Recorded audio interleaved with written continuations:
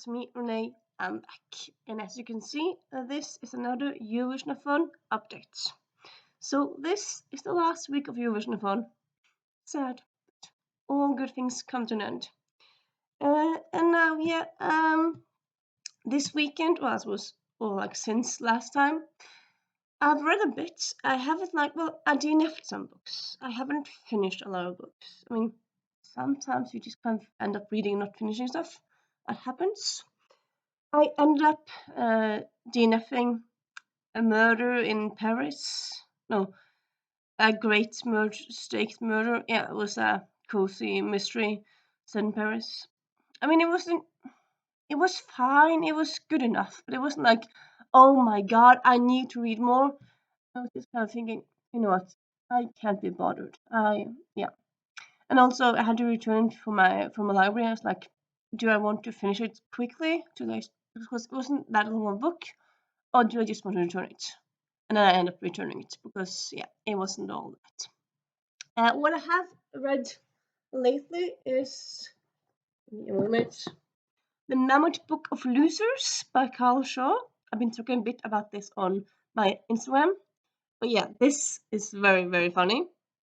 You might think that from the cover that it's just about military losing achievements and people who don't manage things in military. It's that, but a lot of things. It's not just that. I would say it's kind of in the same vein as the Epic Book of Failure, which I have, yeah, here, which I read last year.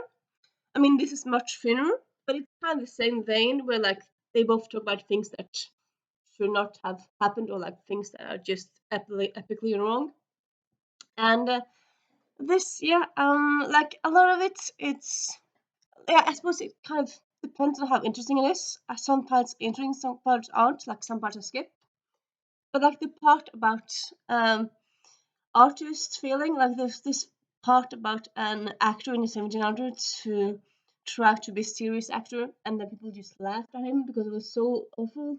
And like also this guy who wrote a phrase book about it in English, like he was Portuguese, and he wrote it for the Portuguese audience, but he himself didn't know English, so he used Portuguese to French phrase book and then a French to English phrase book. So the results is quite illuminating and quite fun. So yeah, and yeah, this book overall very very fun. I would say I would highly recommend it if you want a funny nonfiction book to pick up for whenever really. I suppose not for Eurovisionathon because it's soon over though. I mean, it is just under 500 pages, so it's not like it's a big, well, I don't know. It's like 450 pages, so it's not a huge book. And also, at least for me, I kind of feel like this is kind of a book where I feel like I can read a passage and then skip the next. I don't really feel like I have to read every single page to like count it as read because it's not like one cohesive story. So yeah. So yeah, this one I'm enjoying and very much liking. And then, as usual, I have a bit of a TBR for the rest of the week. And yeah, I know we're on Tuesday now, so and it's coming out today, so it's just a few days. But also, I will have some time because usually I go swimming like more or less or like a lot of days. I won't be doing that this week because yesterday I managed to fall. Where did you fall? I fell down, felled. I met the pavement, the asphalt. So yeah, that was fun. And like yesterday, just after it happened, it was like a bit shocky, but that was kind of fine. But then after a few hours, I've been starting to like have a bit of a headache, a bit of a difficulty, not difficulty, but like pain in my arm, foot, wherever. So yes, so fun. So I've been just kind of yeah enjoying sitting and reading. So yeah, the books are planned. We have Gravbøgen Våkner by Sigbjørn Mostø. This would be for Norway. It's a Norwegian book. Well, I suppose it could be Swedish. I don't know if you recognize Norwegian book or not. I've had it in a few years, and it's a book from the 2000s, I believe, like 2003, 5, around then. And I think it's based around Norse mythology or like Norse folklore. So that's kind of fun. And yeah, though I do believe that I kind of discovered that this is actually a third in a series. So I'm not sure if I should pick up the first from the library or if I just should jump on this one, because sometimes you can jump into a series. At least I feel like, as long as it's not the last book. But yeah. Then we have Charlie Hernandez and the Golden Doom. I'm looking forward to this one so much. And we have the Titanic Awards by Doug Lansky, which is a non-fiction all about traveling and bad traveling experiences, and it's kind of like quicker reads. So yeah, this is gonna be good. This will probably will definitely be read because it's so quick and fluffy. And then we have Journey into Cyprus, which I also got as an audiobook, so I think I'm gonna use this as audiobook as well. Like, yeah, switch between audiobook and book and pocketbook. And yeah, it's non-fiction about Cyprus. So yeah, interesting to read that. And then we have 10 Tomatoes That Changed the World by William Alexander. So yeah, this one I have started just slightly. I have somehow lost my bookmark, but yeah, I did like read one chapter in this one. So yeah, I have enjoyed it so far.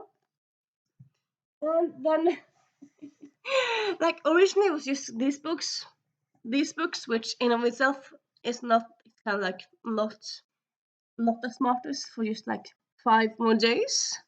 But me being me, I kind of wanted to put in some more, and I kind of also felt like, you know what, I kind of want to put in some non-fiction, some fiction in my TBR, because like, yeah, I've been doing a lot of non-fiction, and that's cool.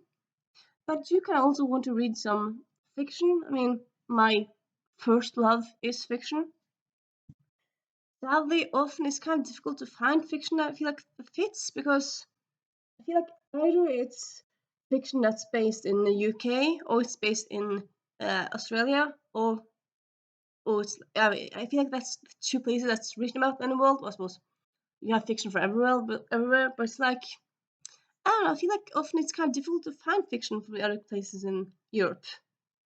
I suppose there are, but I feel like for me, I kind of want to read romance. I want to read fantasy, adventure, or funny fiction. I feel like often a lot of fiction from around Europe is like dreary. Like, I walked around during the Cold War and everyone was suspecting everyone, and it was a dreary time. And yeah, that's not my thing really.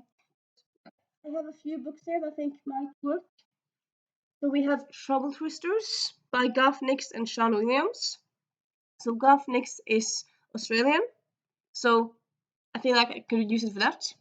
And I also believe that this could be a book that takes place like travels around the world. It feels like a bit like that, or maybe it goes to different worlds. I don't quite know because I found this randomly in the store, but yeah, kind of, yeah, and it's also middle grade, so I feel like it's a quick read. That's also good to pick up. And then we have A School for Unusual Girls by Kathleen Baldwin. And I know that the series is called Stranger House. So I believe this is kind of, I suppose, in a way like based around Netherlands, I'm feeling. Or like, yeah, because it kind of gives me a bit of Netherlands vibe. So, and I believe it's also like a boarding school in England, but I feel like also those stores often have like people from France or Denmark or Sweden or whatever. So, though I have used Denmark and Sweden already, but yeah. Anywho, I want to pick up this one. Then we have Overthinking by David Fenn, which is set in the UK.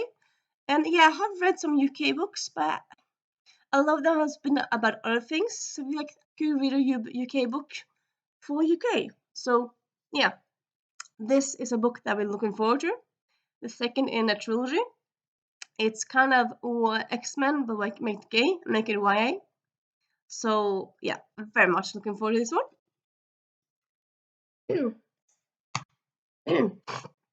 Sorry. And then we have The Perfect Crimes of Marian Hayes by Cat Sebastian. This, I believe, is a mystery slash historical romance. So all the things. And I've heard good things about Cat Sebastian. So also not a big book. So yeah. And then yeah, so I am still reading Stick a Flag in It by Aaron Lomas. So far this has been mostly British history. And so far also I feel like this has been mostly things I know. And I'm like, okay, so am I too well read? Or is this book too broad? That it doesn't go into the things that are weird. Because yeah, a lot of things I've mentioned here, like knew that. And I suppose, yeah, doesn't I mean you can read about something that you know from before as well. Like if it's not written in an interesting way, it's kind of like I already knew that. So those kind of feels a bit like a bit not flatulent, a bit redundant. It's also a bit of a chunker, or I feel like in my yeah, it's 400 pages, so it's not 500 pages, but it looks big and it kind of like it's a lot of words, not like not a lot of air. So yeah, I feel like I'm gonna finish this, but I feel like I'm gonna finish this next week and whatnot. I'm not sure I'm gonna finish it or prioritize it right now. Anyway. So, and also like this would probably be for either UK, I could use it for France, but like France, I've had lots of other books I could read for France. So yeah. Also, now that I think about it, I could probably also do the Cursed Rose for this because it's fairy tale based. So there's probably some fairy tale that is I'm thinking I'm probably hinted reference to here that I can use from someplace in Europe. So yeah, and this is fictional. So yeah, I have some fiction options. I suppose if you have some fiction options, some some short stories, novellas that you could recommend me, because as I said, I kind of want to pick up some fiction as well. That would be nice. And yeah, and of course, please tell me like where they're based, if it's the author or if it's set in a place in England or England in the UK, sorry, in Europe and whatnot. And yeah. That's it for today's updates. I hope your Eurovision is going great, and I'll see you probably, I think, at the end. I'll do like this weekend or next week, like do an update for the last, as I kind of talk about how it all went down. Am I going to say something? Yeah, I had planned to read a book, but this, which is all about Eurovision, so I've picked the Eurovisionathon. But now the UPE or the people behind Eurovision said that they're not going to be allowing Palestinian flags, and I'm like, you know what? I'm not liking that. So yeah, for a long time I was kind of on the fence if I was going to watch or not. Now I'm not going to read this book, and honestly, I don't believe I'm going to watch the Eurovision like this year because I've heard most of the I've heard all the songs like so watched one of the programs that's talking about Eurovision. And I'm like, I don't really feel like there's that many good songs this year. So yeah, I mean, I really like Eurovisionathon. I suppose mainly because I love reading, and yeah, I suppose maybe it's also might seem hypocritical, but like yeah, if some friends of mine invite me to like see Eurovision with them on Saturday, I might do that because reading memories is always nice, and yeah, I'm still gonna send some money to Palestine and whatnot, but I might do that. But I'm not going to turn on Eurovisionathon in my own house. I'm not going to do that. So, Eurovision. So, yeah, that is today's updates. And I'll see you in next video when I see you. Bye.